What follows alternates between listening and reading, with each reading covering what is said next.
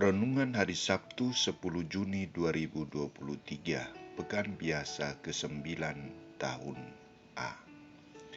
Ketulusan dalam melayani Allah dan sesama. Bacaan pertama diambil dari kitab Tobit bab 12 ayat 1, ayat 5 sampai 15, ayat 20. Dan bacaan Injil dari Injil Markus bab 12 ayat 38 sampai 44. Saudara-saudariku terkasih, seseorang dinilai baik, benar, jujur, bijaksana, dan lain-lain tidak dari harta, kekayaan, ilmu yang dimiliki, tetapi dari pemberian dirinya kepada Allah dan sesama.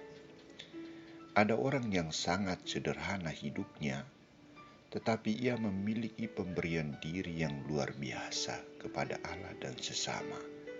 Sebaliknya, ada orang yang sangat mampu dalam harta maupun pengetahuan, tetapi sangat miskin dalam pemberian dirinya terhadap Allah dan sesama.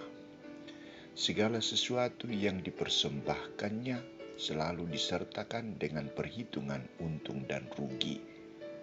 Mentalitas seperti ini perlu diwaspadai dan dibasmi dalam kehidupan bermasyarakat maupun beragama dalam sebuah komunitas. Saudara-saudariku terkasih, Yesus sangat peka melihat dan membaca tanda-tanda ini dalam diri ahli-ahli Taurat. Maka kepada para murid, ia memberikan awasan kepada mereka agar berhati-hati dan waspada terhadap ahli-ahli Taurat, karena mereka suka memakai jubah yang panjang di jalan-jalan.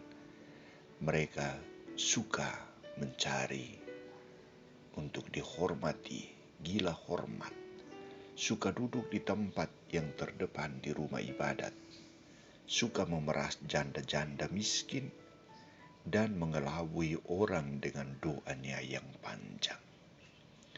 Dalam pengajaran itu, Yesus menyebutkan konsekuensi yang akan mereka terima, yakni memperoleh hukuman yang berat dari Allah. Dengan ini jelas bahwa Yesus sangat membenci sikap itu. Maka ia mengajak para muridnya agar tidak meniru perbuatan itu. Mereka harus menampilkan diri dalam pelayanan mereka secara polos, jujur, sederhana, tulus, dan rendah hati dalam pelayanan itu. Ia mengajak mereka memiliki hati seorang anak kecil atau hati seorang janda miskin.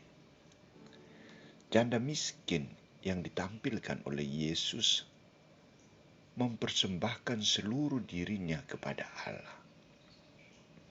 Yesus tidak menilai besarnya nilai yang diberikan, tetapi ketulusan, pengorbanan, dan kejujuran dalam memberi.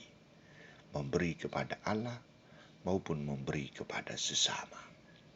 Satu duit dari sang janda itu nilainya lebih tinggi dari persembahan seorang yang kaya. Mengapa Yesus memuji janda itu?